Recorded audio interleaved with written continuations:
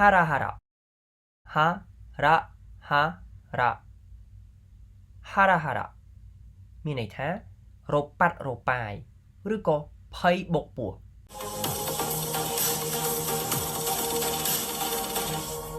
皆さんこんにちはសួស្តីអ្នកទាំងអស់គ្នាថ្ងៃនេះពួកយើងទៅសិក្សាអំពី onomatope ចំនួន3បន្ថែមទៀតទាំងអស់គ្នាបើអ្នកទាំងអស់គ្នាចូលចិត្តវីដេអូនេះសូមចុច like ហើយនិង subscribe ជាមួយខ្ញុំផងでは早速やっていきましょうកុំឲ្យកាប់យើងចាប់ដើមទាំងអស់គ្នា onomatope ទី1របស់យើងថ្ងៃនេះគឺうろうろうろうろうろうろឬក៏うろうろとមានន័យថាដើរចុះដើរឡើងឥឡូវយើងមើលឧទាហរណ៍ទាំងអស់គ្នាឧទាហរណ៍ទី1道に迷ってうろうろした道に迷ってうろうろした道に迷ってうろうろしたមានន័យថាខ្ញុំបានដើរចុះដើរឡើងព្រោះវង្វេងផ្លូវអញ្ចឹងពាក្យថា道មានន័យថាផ្លូវនេះគឺជាបទភាសាបញ្ជាក់វិធីកន្លែង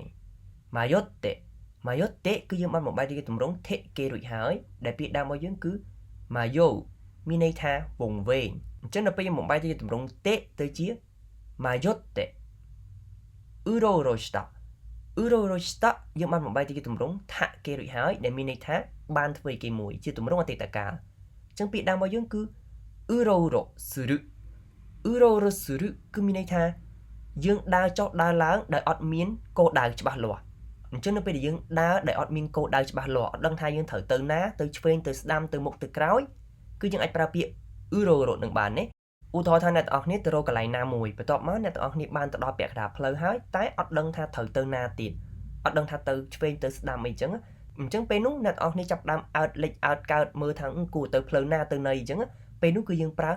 អ៊ូរ៉ូរ៉ូស៊ឺរុមានន័យថាយើងងាកមើលឆ្វេងងាកមើលស្ដាំមិនដឹងថាទៅណាទៅណីទេព្រោះយើងអត់ដឹងអញ្ចឹងយើងប្រើពាក្យមួយហ្នឹងណាឥឡូវអ្នកទាំងអស់គ្នា道に迷ってうろうろした道に迷ってうろうろした道に迷ってうろうろしたមានន័យថាខ្ញុំបានដើរចុះដើរឡើងព្រោះវង្វេងផ្លូវឧទាហរណ៍ទី2家の周りを怪しい男がうろうろしている家の周りを怪しい男がうろうろしている家の周りを怪しい男がうろうろしているមានន័យថាបុរសគួរឲ្យសង្ស័យម្នាក់កំពុងដើរទៅដើរមកនៅក្បែរផ្ទះអញ្ចឹងពាក្យថាអ៊ីយេមានន័យថាផ្ទះម៉ាវ៉ារីមានន័យថានៅក្បែរឬក៏នៅម្ដុំហ្នឹងឬក៏អាចនិយាយថានៅជុំវិញក៏បានដែរអញ្ចឹងពេលយើងនិយាយថាអ៊ីយេណូម៉ាវ៉ារីមានន័យថានៅជុំវិញម្ដុំផ្ទះហ្នឹងអាយ៉ាស៊ីគឺជាគុណនាមអ៊ីមានន័យថាសង្ស័យនេះគឺលក្ខណៈថាយើងគិតថាប្រហែលជាអាចជាអីគេមួយយើងសង្ស័យថាជារឿងហ្នឹងណាចឹងយើងប្រើពាក្យថាអាយ៉ាស៊ីគួរឲ្យសង្ស័យអូតូកូមានន័យថាបុរសអញ្ចឹងពេលយើងនិយាយថាអាយ៉ាស៊ីអូតូកូមានន័យថាបុរសគួរឲ្យសង្ស័យអ៊ូរ៉ូរ៉ូしているមានន័យថាដើរចុះដើរឡើងឬក៏ដើរទៅដើរមកលក្ខណៈថាយើងអត់មានគោលដៅច្បាស់លាស់អញ្ចឹងកន្លែងនេះគឺយើងមើលពីក្នុងផ្ទះទៅឃើញបុរសម្នាក់គាត់ដើរនៅមុខផ្ទះយើងចុះឡើងហើយគាត់ចេះអើតមើលមកក្នុងផ្ទះយើងអញ្ចឹងតែគាត់អត់ចូលមកក្នុងផ្ទះយើងទេអញ្ចឹងយើងឆ្ងល់ថាម្នាក់ហ្នឹងកំពុងធ្វើអីគេលក្ខណៈយើងសង្ស័យថាតើគាត់ជាអីគេបានជាគាត់ដើរទៅដើរមកហើយអើតចូលមកផ្ទះយើងអញ្ចឹងគឺយើងអាចប្រើពាក្យថាអ៊ូរ៉ូរ៉ូしているនឹងបានដែរណាអញ្ចឹងឥឡូវរៀនទាំងអស់គ្នា家の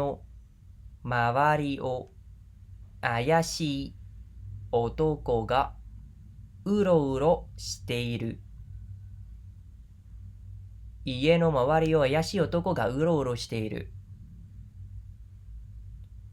家の周りを怪しい男がうろうろしているមានន័យថាបុរសគួរឲ្យសង្ស័យម្នាក់កំពុងតែដើរទៅដើរមកនៅក្បែរផ្ទះអញ្ចឹងឥឡូវយើងធ្វើអូណូម៉ាតូពេបន្ទាប់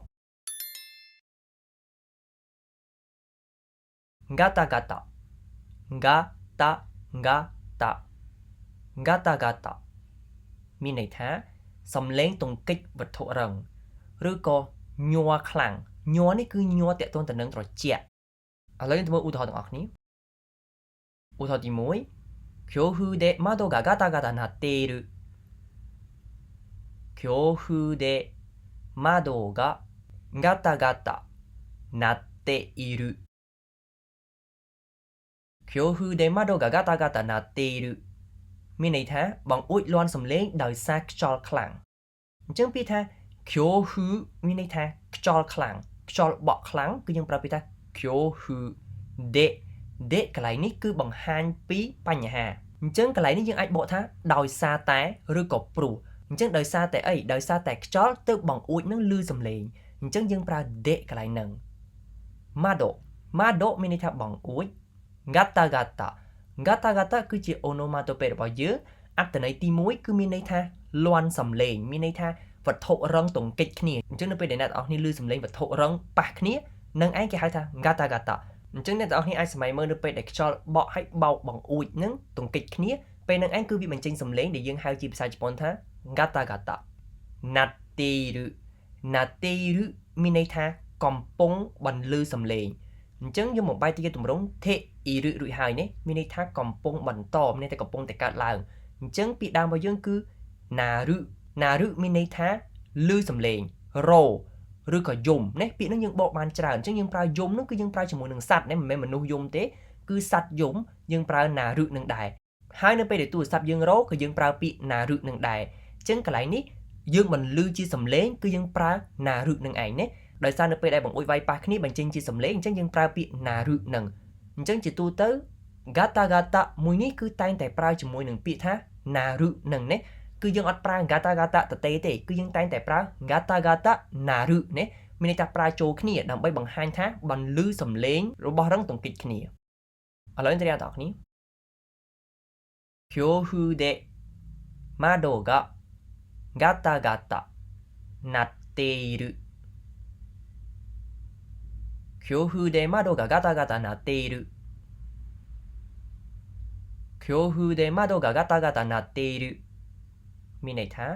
បងអួចលាន់សំឡេងដោយសារខ្យល់ខ្លាំងអញ្ចឹងចំពោះសំឡេងដែលលាន់ហ្នឹងយើងអត់ដឹងថាតើយើងគួរសរសេរសំឡេងបែបម៉េចទេអញ្ចឹងហើយអ្នកទាំងអស់គ្នាអាចនឹងដឹងថានៅពេលដែលសំឡេងរបស់រឹងទង្គិចគ្នាគឺយើងប្រើガタガタ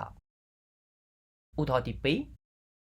とても寒くて体がガタガタ震えていたとても寒くて体がガタガタ震えていたとても寒くて体がガタガタ震えていたមានន័យថាខ្លួនរបស់ខ្ញុំញ័រយ៉ាងខ្លាំងដោយសាររងាពេកអញ្ចឹងពាក្យថាとてもមានន័យថាណាស់ឬក៏ពេក寒くてកន្លែងនេះគឺយើងបានបំបែកទៅជាទម្រង់ថេគេរួចហើយពាក្យដើមរបស់យើងគឺសាមុយណាគឺជាគុណនាមអ៊ីមានន័យថារងាអញ្ចឹងនៅពេលដែលយើងបំបែកទៅជាទម្រង់តេវាត្រូវទៅជាសាមុគុតេមិនមែនសាមុយតេទេណាគឺទៅជាសាមុគុតេអញ្ចឹងកន្លែងនេះហេតុអ្វីយើងត្រូវបំបែកទៅជាទម្រង់តេដោយសារតែយើងចង់បង្ហាញពីមូលហេតុហេតុអ្វីបានជាខ្លួនយើងញ័រយើងចង់ប្រាប់គេអញ្ចឹងថាម៉េចបានខ្លួនយើងញ័រដោយសារតែយើងល្ងាពេកអញ្ចឹងយើងប្រើទម្រង់ថេគេណាអញ្ចឹងទម្រង់ថេគេគឺវាមានអត្ថន័យច្រើនពេលខ្លះគឺយើងប្រើដើម្បីភ្ជាប់ប្រយោគមានន័យថាយើងមានប្រយោគទី1ហើយភ្ជាប់ជាមួយនឹងប្រយោគទី2ក៏យើងប្រើថេគេដែរ体មានន័យថាខ្លួនរបស់យើងガタガタកន្លែងនេះគឺមានអត្ថន័យផ្សេងមួយទៀតទាំងស្រុងណាគឺមានន័យថាញ័រខ្លាំងអញ្ចឹងពាក្យនេះគឺតែងតែប្រើជាមួយនឹងពាក្យថាញ័រដូចគ្នាដែរគឺ furueru នឹងឯងណានៅពីខាងក្រោយហ្នឹងមានន័យថាញ័រហ្នឹងគឺញ័រខ្លាំង furueteita គឺយើងបានបំបែកជាទម្រង់ teita រួចហើយណាទម្រង់ teita គឺជាទម្រង់កំពុងបន្តអតីតកាលអញ្ចឹងពាក្យដើមរបស់យើងគឺ furueru ណា furueru មានន័យថាញ័រនេះគឺញ័រតាក់ទងទៅនឹងខ្លួនយើងញ័រពេលដែលយើងល្ងាណាឬមួយក៏របស់ញ័រក៏យើងប្រើបានដែរដូចជាតុកដូចអីជាញ័រតិចហ្នឹងគឺយើងប្រើ furueru នឹងបានដែរអញ្ចឹងកន្លែងនេះពាក្យយើងគឺ gata gata furueru នេះគឺយើងប្រើជាប់គ្នាដូចខាងលើនឹងមិនដែរអញ្ចឹងគឺនៅពេលដែលយើងប្រើបូកជាមួយនឹងពាក្យថាញ័រវាបង្ហាញឲ្យឃើញថាសកម្មភាពហ្នឹងគឺញ័រខ្លាំងមានន័យថាយើងញ័រឡើងរបៀបគេថាញ័រតតាត់នៅពេលដែលយើងមួយទឹកត្រជាក់ទៅយើងចោលខែត្រជាក់ផងគឺយើងញ័រទៅហ្នឹងគឺគេប្រើពាក្យថា gata gata furueru ឥ ឥឡូវត្រៀមទាំងអស់គ្នាとても寒くて体がガタガタ震えていたとても寒くて体がガタガタ震えていたとても寒くて体がガタガタ震えていたមានន័យថាខ្លួនរបស់ខ្ញុំញ័រយ៉ាងខ្លាំងដោយសាររងាពេកឥឡូវទៅមើលអូណូម៉ាតូពេចុងក្រោយរបស់យើងហារ៉ាហារ៉ាហារ៉ាហារ៉ាហារ៉ាហារ៉ាមានន័យថារប៉ាត់រប៉ាយឬក៏ភ័យបុកពោះឥឡូវមើលឧទាហរណ៍ទាំងអស់គ្នាឧទាហរណ៍ទី1この歯がハラハラ散るこの歯がハラハラ散るこの歯がハラハラ散るមានន័យថាស្លឹកឈើជ្រុះរប៉ាត់រប៉ាយចឹងពាក្យថាខូណូហាមានន័យថាស្លឹកឈើចំពោះពាក្យមួយនេះគឺមានលក្ខណៈពិសេសយើងអានថាខូចំពោះអក្សរកាន់ជីកមួយនេះយើងអានថាខីនៃជាទូទៅប៉ុន្តែនៅពេលដែលយើងនិយាយថាស្លឹកឈើគឺយើងអានថាខូណូហាណាខូណូហាមានន័យថាស្លឹកឈើហារ៉ាហារ៉ាហារ៉ាហារ៉ាជាអូណូម៉ាតូពេរបស់យើងមានន័យថារប៉ាត់រប៉ាយឬក៏រញ៉េរញ៉ៃអរិតរីនឹងឯងណាឈីរឹមានន័យថារញ៉េរញ៉ៃឬក៏រាយប៉ាយអញ្ចឹងនៅពេលដែលយើងប្រើជាមួយស្លឹកឈើគឺមានន័យថាស្លឹកឈើនឹងជ្រុះច្រើនហើយរាយប៉ាយពេញដីណាគឺយើងប្រើពាក្យឈីរឹនឹងអញ្ចឹងជាទូទៅគឺគេប្រើពាក្យថាហារ៉ាហារ៉ាឈីរឹមានន័យថាហារ៉ាហារ៉ានឹងវាត្រូវបូកជាមួយនឹងពាក្យថាឈីរឹនឹងដោយសារតែគេចង់បង្ហាញថា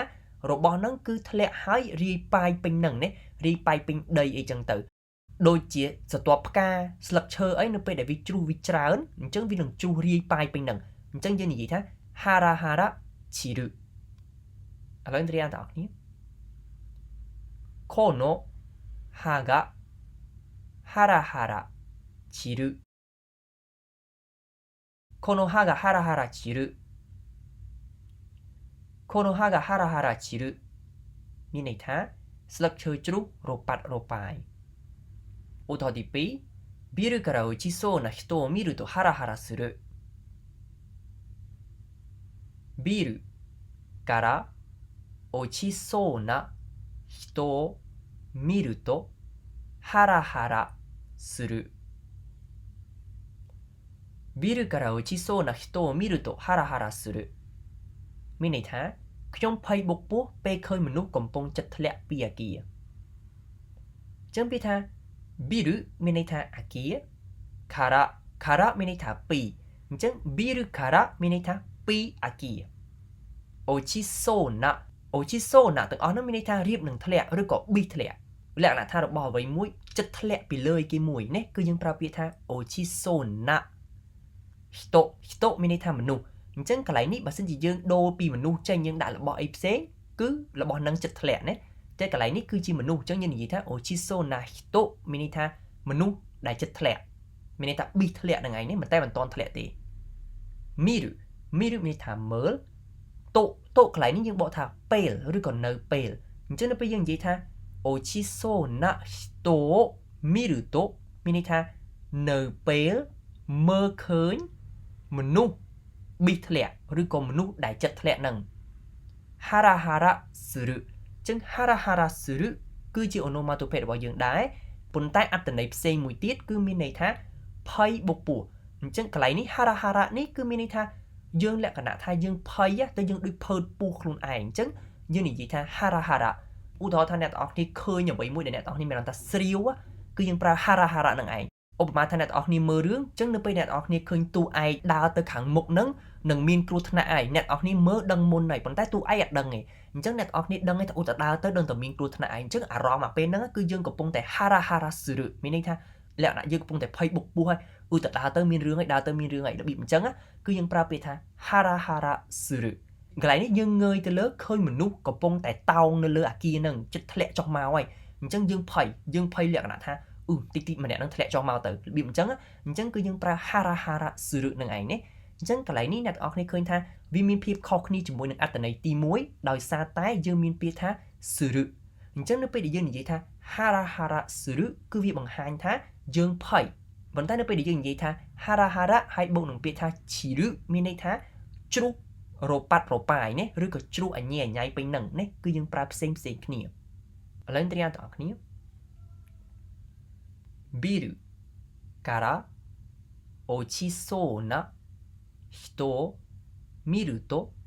ハラハラするビルから落ちそうな人を見るとハラハラするビルから落ちそうな人を見るとハラハラするមានន័យថាខ្ញុំភ័យបុកពោះពេលឃើញមនុស្សកំពុងចិត្តធ្លាក់ពីអាគារ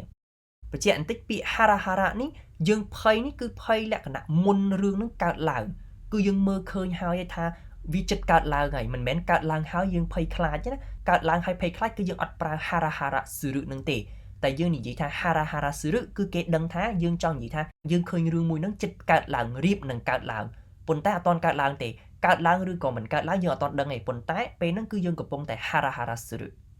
いかがでしたかយ៉ាងម៉េចអ្នកទាំងអស់គ្នាចំពោះវីដេអូថ្ងៃនេះយើងសង្ឃឹមថាអ្នកទាំងអស់គ្នានឹងអាចតាមទាន់ហើយនឹងចេះប្រើ onomatope ទាំង3ទាំងអស់គ្នាそれではまた次回の動画でお会いしましょうご清聴いただきありがとうございました